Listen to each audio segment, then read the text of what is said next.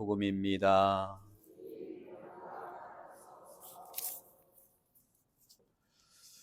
예수님께서는 요한이 잡혔다는 말을 들으시고 갈릴레아로 물러가셨다. 그리고 나자렛을 떠나 주불론과 납탈리 지방 호숫가에 있는 가파르나움으로 가시어 자리를 잡았다. 이사야 예언자를 통하여 하신 말씀이 이루어지려고 그리 된 것이다. 주불론 땅과 납탈리 땅, 바다로 가는 길, 요르단 건너편 이민족들의 갈릴레아, 어둠 속에 앉아있는 백성이 큰 빛을 보았다. 죽음의 그림자가 드리운 고장에 앉아있는 이들에게 빛이 떠올랐다. 그때부터 예수님께서는 회개하여라, 하늘나라가 가까이 왔다 하고 선포하기 시작하셨다. 예수님께서는 갈릴레아 호숫가를 지나가시다가 두 형제, 곧 베드로라는 시몬과 그의 동생 안드레아가 호수에 어망을 던지는 것을 보셨다. 그들은 어부였다. 예수님께서 그들에게 이르셨다. 나를 따라오너라. 내가 너희를 사람 낚는 어부로 만들겠다. 그러자 그들은 곧바로 그물을 버리고 예수님을 따랐다. 거기에서 더 가시다가 예수님께서 다른 두 형제, 곧 제베데오의 아들 야고보와 그의 동생 요한이 배에서 아버지 제베데오와 함께 그물을 손질하는 것을 보시고 그들을 부르셨다. 그들은 곧바로 배와 아버지를 버려두고 그분을 따랐다. 예수님께서는 온 갈릴레아를 두루 다니시며 회당에서 가르치시고 하늘나라의 복음을 선포하시며 백성 가운데에서 병자와 허약한 이들을 모두 고쳐주셨다. 주님의 말씀입니다. 참 예수님.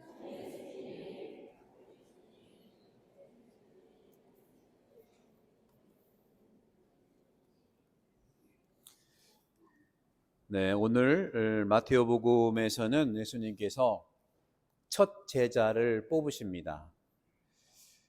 마르코복음에서 제자를 뽑을 때에 예수는 산에서 당신이 원하시는 이들을 가까이 부르셨어요. 마르코복음은. 근데 오늘 마테오복음은 예수님께서 또 어부를 부르셨는데 예수님이 부르시는 이 장면들을 통해서 여러분도 그렇게 부르시고 계시고 특별히 봉사하시는 분들, 제자로서 하시는 분들은 오늘 복음에서 큰 힘이 될 겁니다. 그런데 왜 예수님은 예루살렘이라고 하는 그런 화려하고 또 큰 성전이 있는 그 학자들도 많고 정치가들, 종교 지도자들 굉장히 소위 얘기하면은 인프라가 많은 그런 데서 첫 제자를 뽑지 않고 예루살렘에서 훨씬 떨어진 갈릴레아, 그것도 변방, 그것도 유다인들이 굉장히 우습게 보고 하찮게 보는 그 지역에 있는 어부를 뽑았을까? 그 굉장한 교회의 신비를 얘기합니다. 만약에 예루살렘에 있는 식자들이라든가 종교 지도자들 많이 아는 사람을 뽑았다면은 일은 좀 수월하게 할 줄 몰라요. 그런데 하느님의 말씀보다는 자기 식대로 많이 해서 일종의 봉사자고 또 제자긴 하지만 일치보다는 분열의 온상이 될 수도 있었겠다 하는 거죠. 그러면 예수님이 왜 어부를 뽑았느냐, 그리고 어떻게 그들을 뽑았는가 하는 방법, 말씀드린 대로 마르코는 예수님이 원하시는 사람을 가까이 부르셨는데 오늘 예수님께서는 중요한 것은 2명씩 뽑았다는 거예요. 형제 둘씩 뽑았다는 거죠. 한번 보십시다. 오늘 마태복음 4장 18절에 보면 예수님께서는 갈릴레아 호숫가를 지나가시다가 두 형제, 곧 베드로라는 시몬과 그의 동생 안드레아가 호수에 어망을 던지는 것을 보셨다. 그리고 뽑은 거예요. 여러분들, 낚시꾼을 예수님이 제자로 뽑지 않습니다. 낚시는 혼자 하는 거죠. 교회 공동체 봉사는 혼자 하는 게 아니에요. 어망을 던지는 걸 보고 뽑은 것은 형제가 같이 협력해서 도와서 그물을 던지는 걸 얘기하는 거예요. 또 다시 가시다가 제베데오의 아들 야고보와 그의 동생 요한이 배에서 아버지 제베데오와 함께 그물을 손질하는 걸 보시고 그들을 부르셨다고 그랬어요. 그물 손질 혼자 하면 어렵죠. 아버지가 하는 일을 아들들 둘이 같이 함께 그물을 손질하는 그 모습을 보고 부른 겁니다. 교회는 그런 거예요.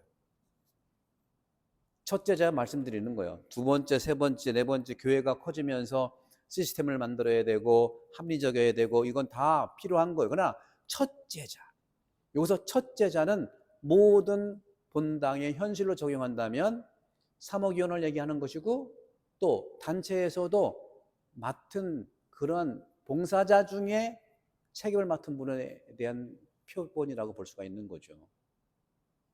그러면 저는 오늘 여러분들께 도대체 그러면 어부는 말씀드렸어요. 어부. 예루살렘에 비해서 훨씬 사람들도 별로 중요한 도시로 생각하지 않는 지역에 있는 어부를 뽑았는데, 여기서 그물에 대한 부분들을 좀 함께 나누고 있어요. 그물이라는 게 뭐냐 도대체. 그물은요, 어부들에게는요 생계예요. 생계. 그물 없이는 살아갈 수가 없어요. 그런데 그 그물, 생계 수단이고 삶의 전부이지만 그들은 그물을 즉시 버렸다는 겁니다. 아마 예루살렘에서 제자를 뽑았다면은 이래서 안 돼요, 이건 이렇게 해야 됩니다, 저렇게 해야 됩니다, 말들이 많았을 거예요.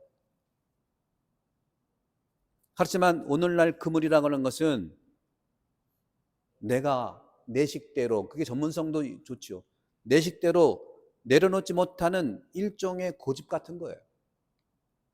그 고집이라고 하는 것을 버릴 때 작은 일을 하더라도 그물을 같이 던질 수 있는 겁니다. 또는 그 그물이라는 것은 과도한 어떤 자기 욕심일 수도 있어요. 자기 삶의 방식일 수도 있어요. 그리고 자기식의 말 표현일 수도 있어요. 그런 부분들을 그물이라고 생각할 수 있다.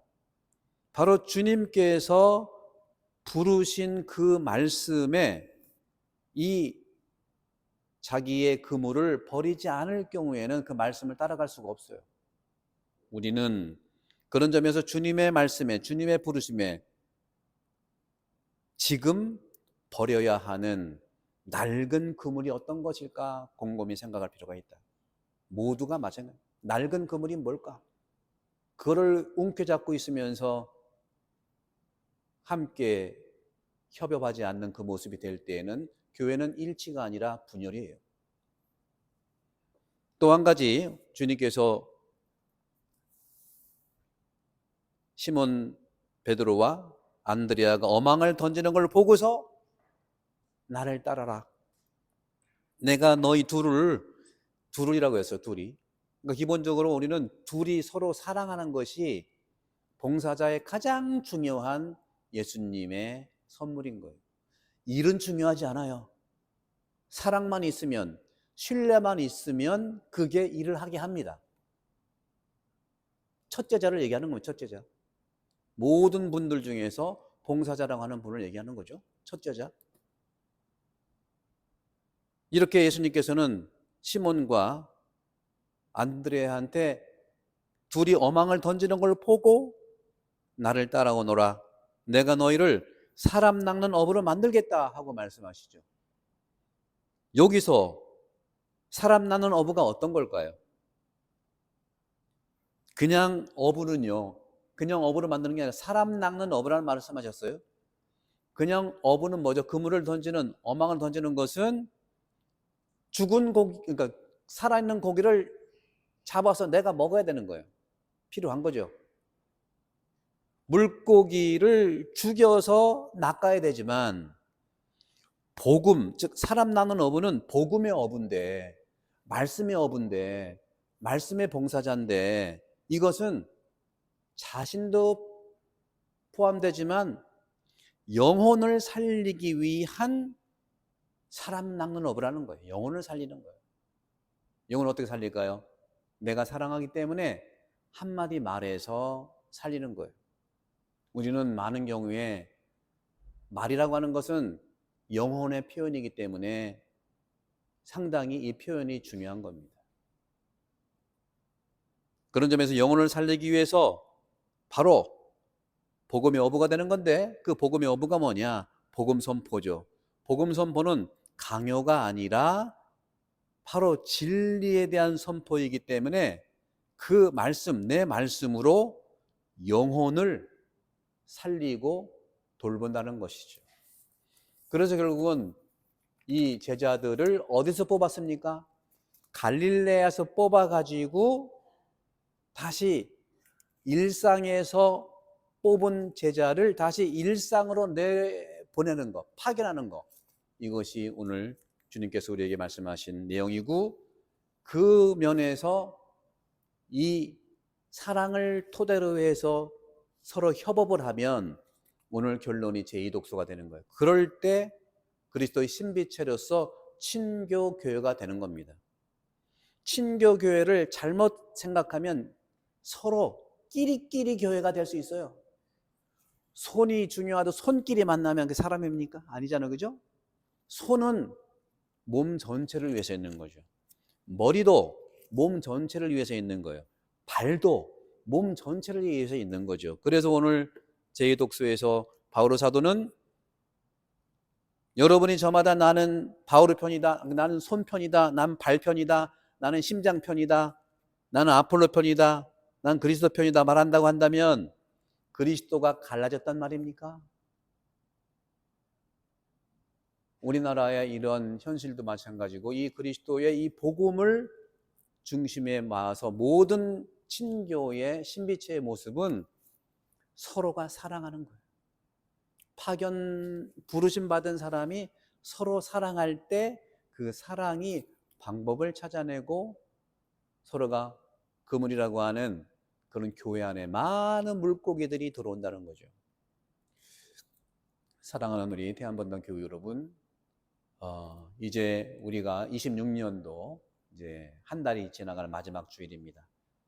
이제 우리가 성전도 거의 완성됐고, 또 교회가 서로 형성되는 이제 공동체 건설을 더 복음적으로 하기 위해서 이제는 말씀을 내가 할 수 있는 만큼 살아가기를 기원드리고, 오늘 주님께서 말씀하신 것처럼 복음을 전하라고 하는 것은 말재주라는 것이 아니라고 오늘 말씀하시고, 거기에는 사랑이 토대가 돼야 되는데 그 사랑은 바로 예수 그리스도의 십자가예요. 우리가 계속 성호경 끊는 게 뭐예요? 이게 사랑이거든요. 사랑으로 베드로하고 동생 안드레아가 서로 어망을 던지는 것처럼, 또 제베데의 아들이죠, 야고보와 요한이 같이 아버지와 함께 그물을 손질하는 것처럼 그것이 사랑의 토대가 되고, 그 사랑의 토대가 교회 공동체를 2000년 지내왔고 3000년 지내갈 것이고, 그런 점에서는 하느님과 예수님이 우리의 손과 발을 통해서 공동체가 이루어지고 성장한다는 사실을 오늘 주님이 말씀하십니다. 오늘은 강론을 이 정도로 하겠습니다. 이상 끝.